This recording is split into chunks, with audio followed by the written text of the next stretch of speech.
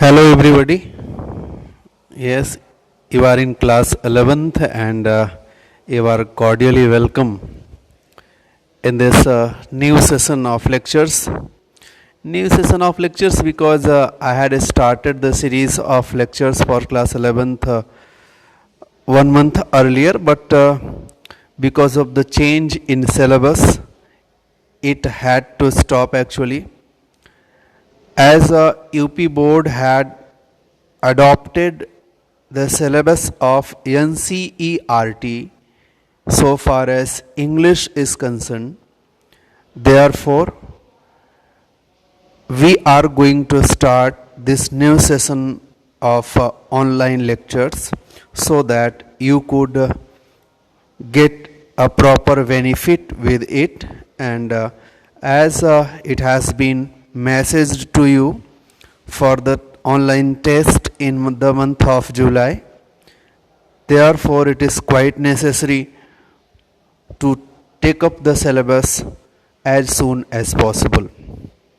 Well, when I had gone through the syllabus of English literature and grammar as well in your class 11th, then I found out some of the facts that the syllabus that NCERT has prescribed for the UP board, it is basically centered over the learning of vocabs.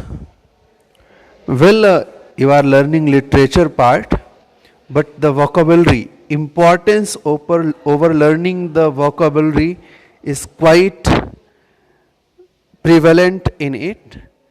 It is just because UP board students somehow lag behind the learning of the language. Therefore, UP board has adopted this change in order to make you learn English spoken and English writing portion. My dear students, in this series of lectures, I shall teach you English literature and grammar. Well, you are already enrolled in Rani Revati Devi Saraswati Vidyaniketan Inter College, and very soon you will receive online live classes. Live classes for class 10th and 12th had been started, and within few days live classes for other classes will also start.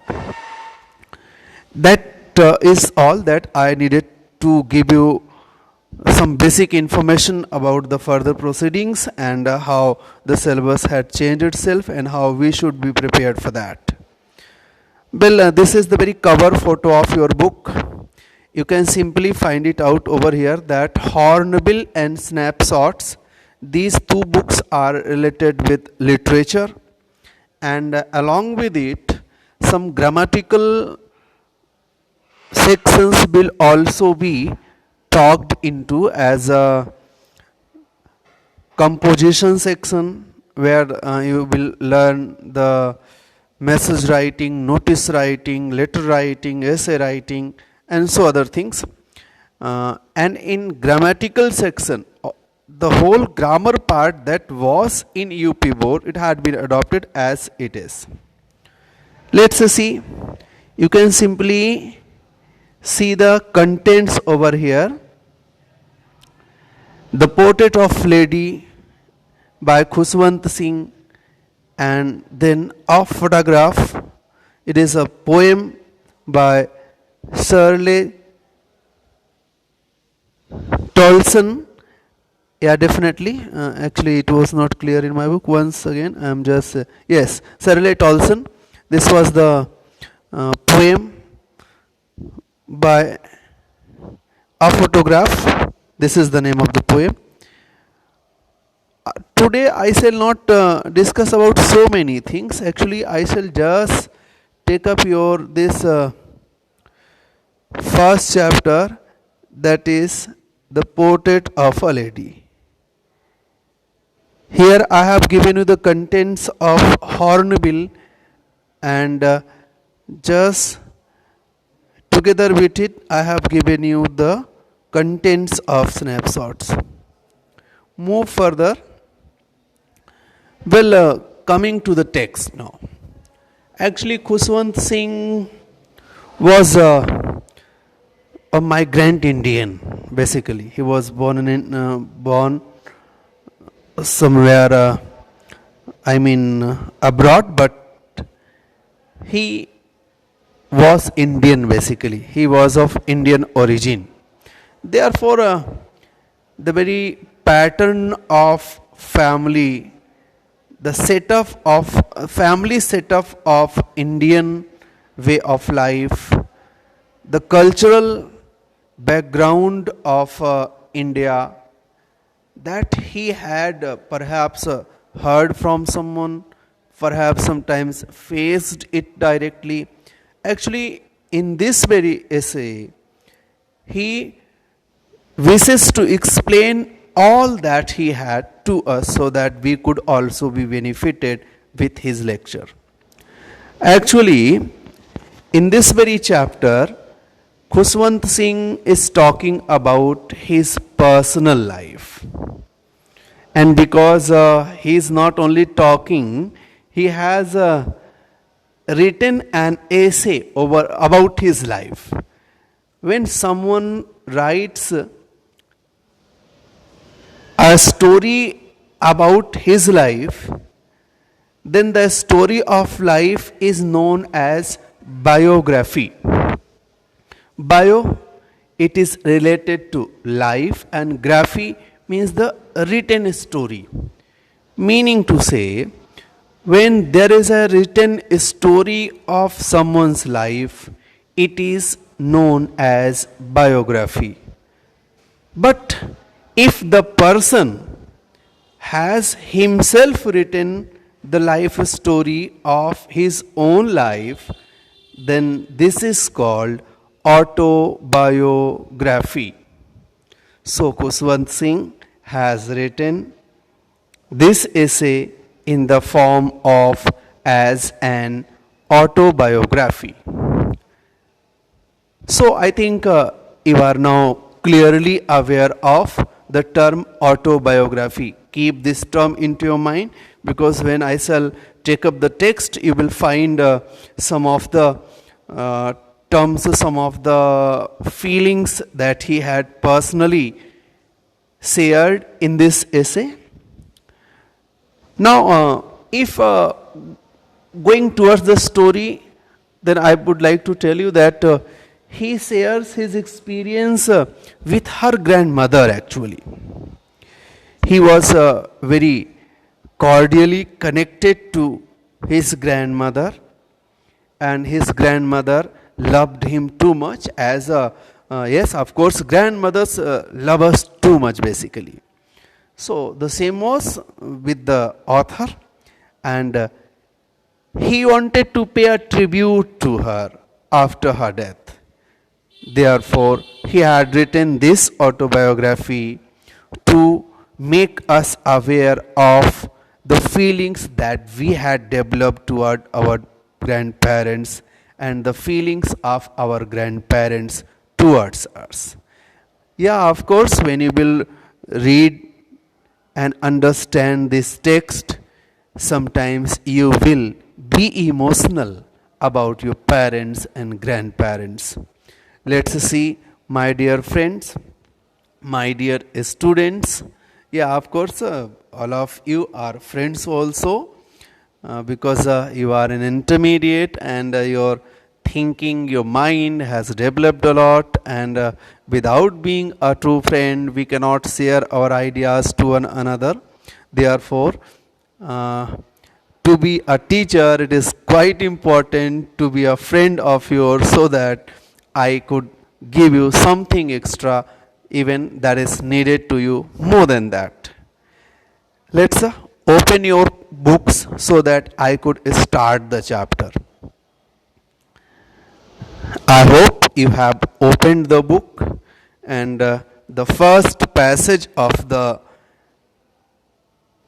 chapter is here. The passage starts, my grandmother, like everybody's grandmother, was an old woman. She had been old and wrinkled for the 20 years that I had known her.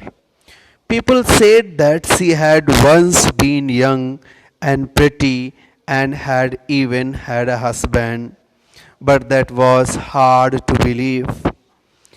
My grandfather's portrait hung above the mantelpiece in the drawing room. He wrote a big he wore a big turban and loose fitting clothes. His long white beard covered the best part of his chest, and he looked at least 100 years old. He did not look the sort of person who would have a wife or children. He looked as if he could only have lots and lots of grandchildren. As for my grandmother being young and pretty, the thought was almost revolting. She often told us of the games she used to play as a child that seemed quite absurd and undignified on her part, and we treated it like the fables of the prophets she used to tell us. Well, as small child thinks, the very same thinking, the very same emotions are explained over here by the author Khushwant Singh. Nobody can guess about his grandparents as a young, like his own mother and father. Because when we are born, just we find our grandparents old. So from the very birth, we find our grandparents old and very caring, very helpful, and yes, like a storyteller, everything that is good to us, they favor us. So we have an image of our grandparents. Every student, every child in the world has a picture of his or her grandparents as an old person. The same was with the author. Author says, even my neighbors, my father and mother, my uncles, and so many people, when I talked to them, they told us that yes, your grandmother was sometimes young and she married your grandfather, who was also a very young man and beautiful and attractive and handsome. Author says, it was not easy to believe in my part. Means I could not believe the fact because I had never seen my grandparents in this way. He says actually his grandfather had died. Therefore, there was a portrait hung on the wall, and he was looking as 100 years old man, and therefore nobody can guess that he had a son, a daughter, and whatever. Everyone can easily guess that this person had hundreds of grandsons, not sons. So it was a ridiculous emotion that the author had in his mind, basically, just because of a childish thought. As a child, he had thought all these things. So a child can think in this way. Now, he says, my grandfather, who was looking 100, he was also young, beautiful, handsome. This idea I couldn't believe actually, because I had never seen him in this way. And furthermore, he says, so far as my grandmother is concerned, she was young and pretty.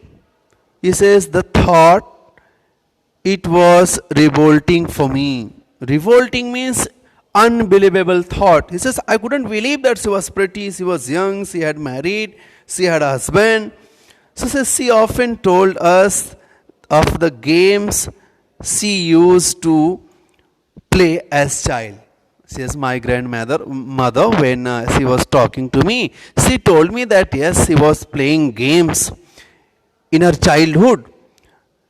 It seemed to me absurd and undignified. And what I thought that my grandmother was just talking some foolish act. Actually, it is not true. Why? Just because Arthur was unable to believe that his grandmother was young sometimes. So, let's see the next part of it. He believed that his grandmother is telling a story like the stories of whatever she had told about the prophets. Let's see furthermore.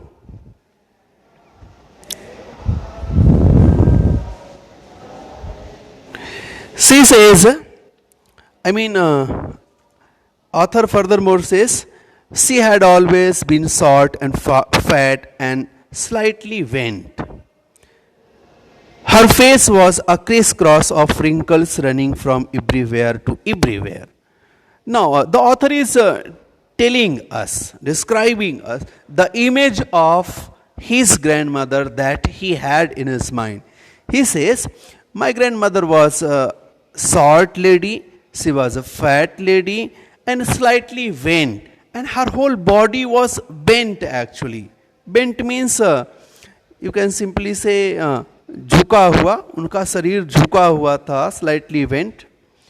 Her face was a crisscross of wrinkles running from everywhere to everywhere. And wrinkles means the skin, the very, you can simply say that when the skins, they are not young, they are just getting disturbed. जो चमड़ी है वो एकदम सिकुड़ गई है और उस सिकुड़न के कारण so many lines are formed over there, crisscross of lines, and therefore the face has turned into a old woman. No, we were certain she had always been as we had known her. The author was not to believe that she had been young sometimes. She says, no, I am sure she had always been as we had known her. She had always been old as I am looking her now. So terribly old that she could not have grown older. And she was such a old lady that she cannot be more older. She is the most old one. And had stayed at the same age for 20 years. And yes, I am looking her for the last 20 years. And she is in the same way as I had seen 20 years before. And furthermore, it says she could never have been pretty, but she was always beautiful. Author says, yes, it might be possible that she was young, but I had never seen her pretty, beautiful, and therefore she was beautiful, she was pretty. I cannot be sure about that because I had seen her as an old lady. She hopped about the house in the spotless white, with one hand resting on her waist, the balance her stoop, and the other telling the beads of her rosary. Now, author is telling about her habits. Says she hopped about the house in spotless white, with one hand resting on her waist to balance her stoop, and other telling the beads of her rosary. Beads of a rosary means you can simply say the beads of garland. ये जो मालाएं होती हैं, माला की जो मनके होते हैं.